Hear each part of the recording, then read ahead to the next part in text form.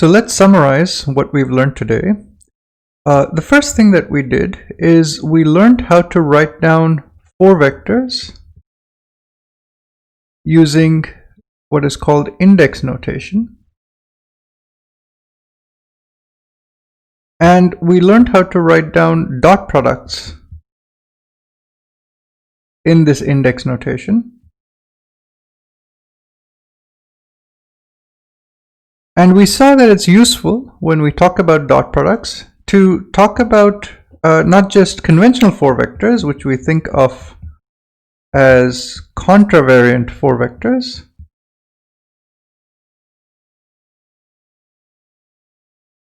but to talk about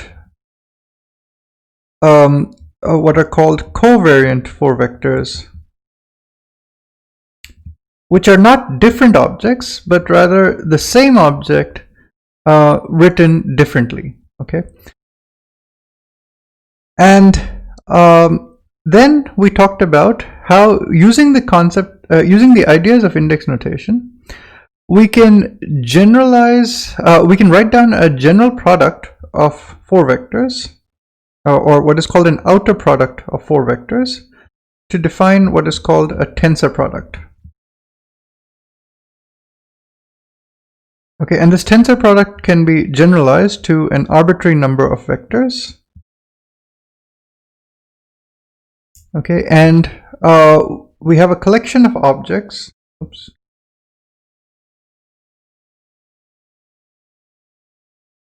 So we have a collection of objects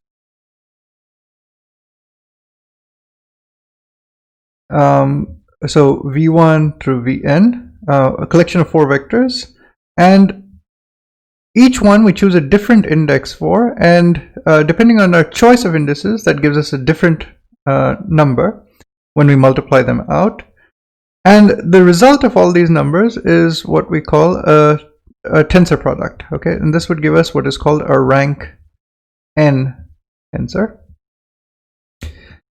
And we saw how these rank n tensors would transform. Okay, so we wrote down a transformation law for these rank n tensors. And then we conjectured that there are objects which do not have to be written as tensor products, but simply exist as tensors of rank n. Okay, so you don't have to construct them from taking tensor products of vectors, but maybe they're just objects which have the same transformation properties as these tensor products, and those are what we call tensors. And the transformation law for tensors we wrote down looks like this. So in the frame S prime, the tensor T is related to the tensor in frame S through these transformations in index notation.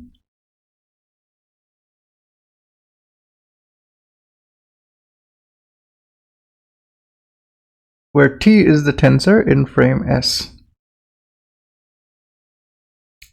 Okay, and we also saw that we can construct mixed tensors. That is, we can raise and lower the indices of tensors using the metric g. Okay, so if we use a lower g, we can lower the indices of t, and we can even take dot products of tensor indices. Okay, so we can define what are called mixed tensors, which have some upper indices and some lower indices.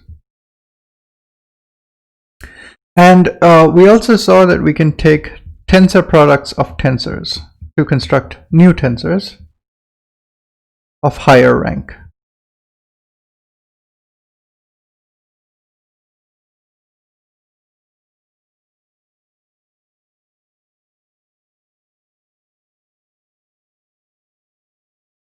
Okay, now tensors will be very important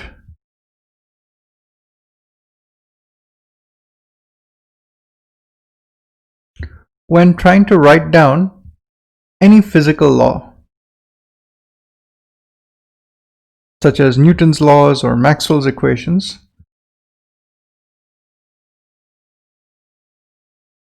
Because if we can properly identify what combinations of objects transform as tensors of a particular rank, then we know the transformation properties of that collection of objects. Okay, so just as we discovered that CT, X, Y, Z transform as a 4 vector, and from this we could derive various other 4 vectors such as u mu, the velocity 4 vector, and partial mu, the derivative 4 vector.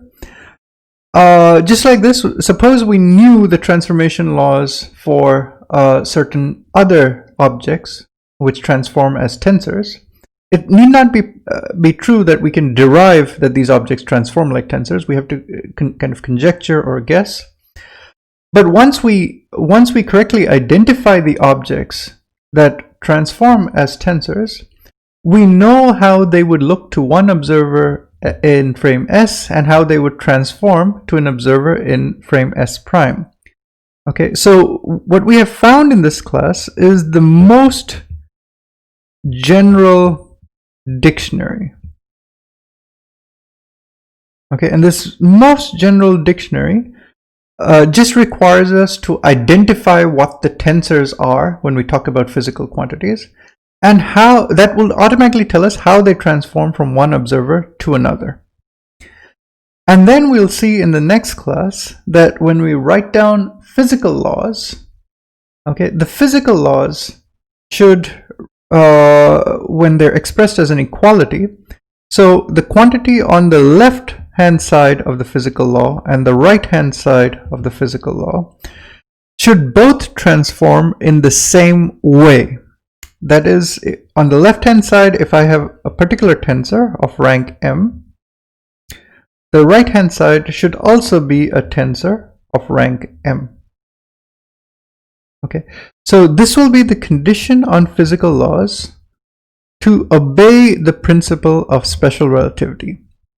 Because only when they transform in the same way, the left-hand side and the right-hand side of a physical equation, law equation, only in that case will the laws respect the transformations of special relativity. That is, they will look the same to an observer in one reference frame as they do to an observer in a different reference frame.